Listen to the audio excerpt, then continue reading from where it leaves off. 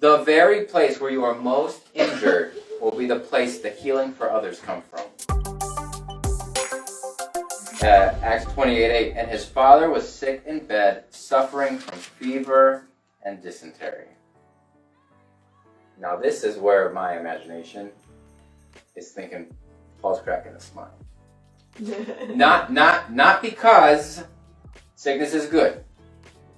And not because I'm saying God placed the sickness on him. I'm not saying that.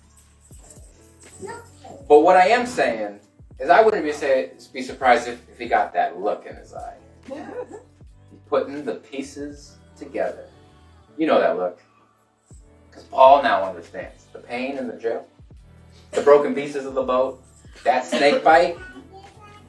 The very place where you are most injured will be the place the healing for others come from. Mm. And even for him, understanding that there is pain in his purpose.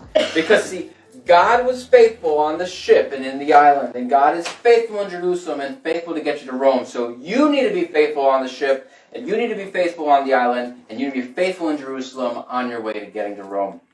And we don't always get the answer why. I think Paul understood a little part of this answer. But we can get a reassurance that God is with us. And though we do want the reason, sometimes we get the revelation. And yes, Paul got a little bit of that. He ultimately didn't know how far this was going to reach, that even 2,000 years later that we're talking about this. He said, I'm thinking, he probably said something like, you know what? I might be bit, I'm not bitter.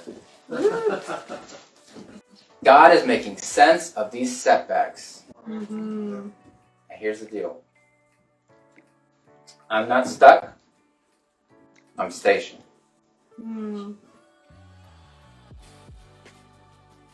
There is an assignment with your name on it in Malta. Acts 28:8 continued. Paul went in to see him, and after prayer, placed his hands on him and healed him. He placed his hand.